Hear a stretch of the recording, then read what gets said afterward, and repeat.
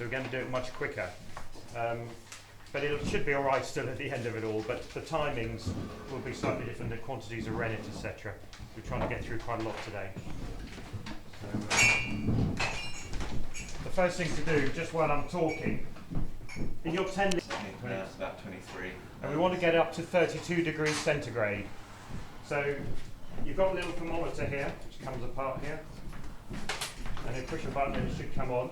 It's in degree, make sure it's in degrees, and you can test the temperature of your milk and turn the heater on, the hot plate. There's a spoon here. Obviously with these cooker, because we're just heating it up on a hot plate, all the heat is at the bottom. So you've got to keep stirring it from the bottom up. Remember that. But basically you want to slowly stir it and get it up to 32. And turn.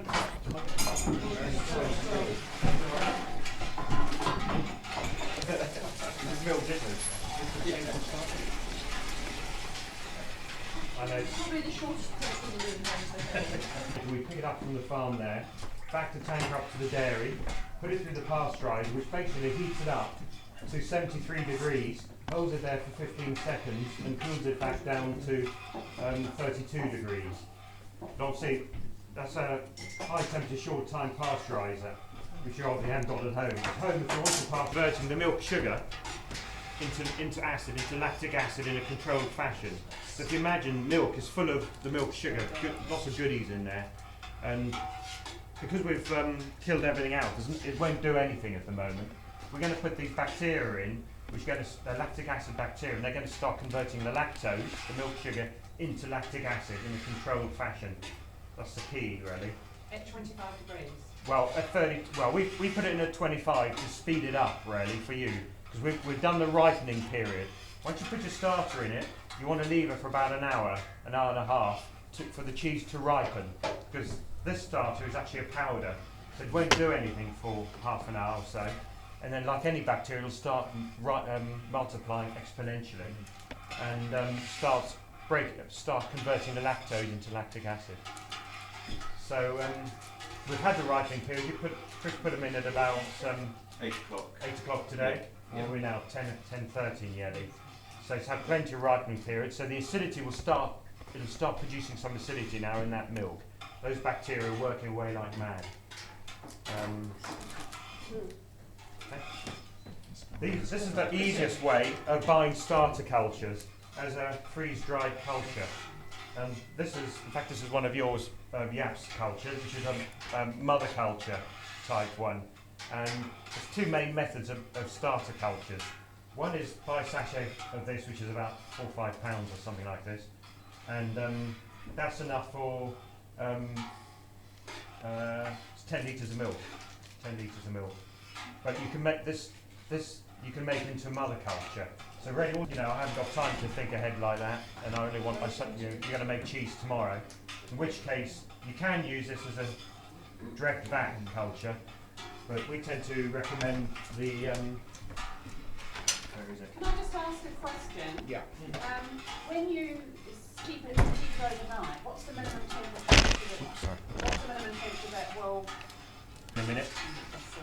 And rennet is obviously the coagulating enzyme that we use to set the milk. And there's come in loads of different varieties. This is a vegetable rennet. This is a microbial rennet, we call it. They're actually produced by a mushroom. It's a mushroom that produces the enzyme. Recommend. You can just pour out water from the tap and just leave it for a while for the chlorine to dissipate, because chlorine does have an effect on rennet and slows its effectiveness down. Break that in half. Make sure it dilutes it properly, dissolves properly. In about certainly about 100 mils of water. Really, use plenty of water. Do it just before you're going to put it in. 10 minutes before. Don't do it hours before, because that can slow down and not be so good. So they're quite handy. We're going to use vegetable rennet. So in a minute we're going to measure out. We're going to use 8 mils. We've doubled it. So hopefully it'll set in about 30 minutes rather than an hour. That's why the temperature is quite critical, because if it's got up to 35, we're putting that amount of rennet in it, it would set really, really quickly. Basically, if your milk sets within 5 to 10 minutes, you've got too high a temperature, or too much rennet in it, or even you haven't put enough, you haven't diluted it enough either, that should be quite optimal taste as well. Yeah. The curds in the way, Just Yeah. stick it in and give it a couple of And the pumps. starters to Once heat up it's to in get there, the starter. just gets rid of any um, air in there. Yeah. Mark, started at 8 o'clock this morning. Yeah, 8 o'clock the starter went in. Right, no, but he heated this up to 10, start. 25. Right, he still did, and it's 5 litres in there.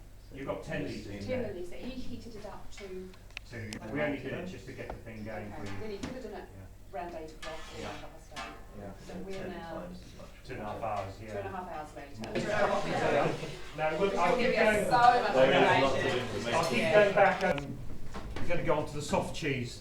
So we're going to try and work the two in tandem together. And the soft cheese, your little booklet, is we're going to follow. Well, we follow that recipe you've got in your booklet. But basically, we've done half of it before you. We've done the basics already because we've had to try and speed it up again, as I say. And in your little saucepan in front of you, you've actually got, it's only 4 litres today, not 5 litres. This is of sheep's milk.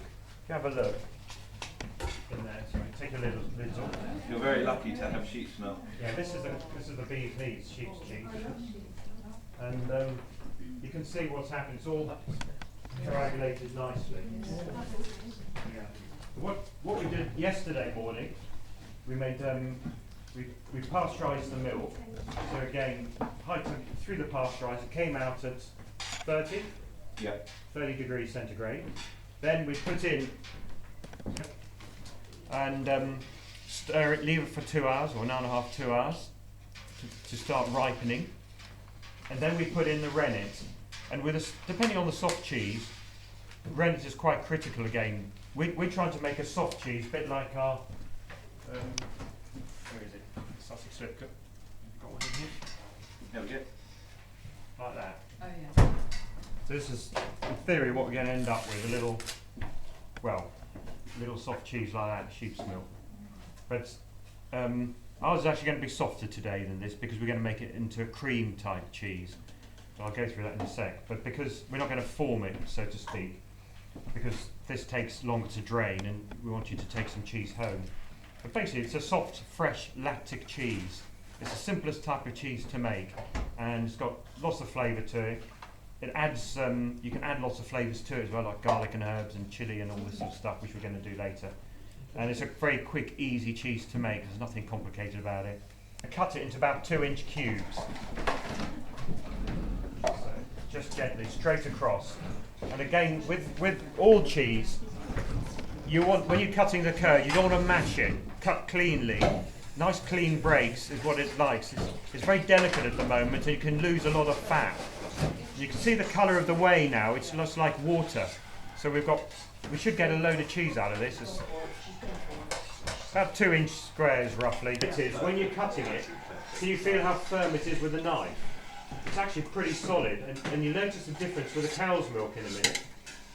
When we cut the curd of the cow's milk, it's so much softer. And we're going to just slowly, using your little blue jug, gently scoop the curds out into that and let it drain. Don't mash it, as I say, be careful about it. And just take care with the colanders. Some of the buckets aren't brilliant, that one's okay. Just don't be too rough with it, because otherwise you lose it.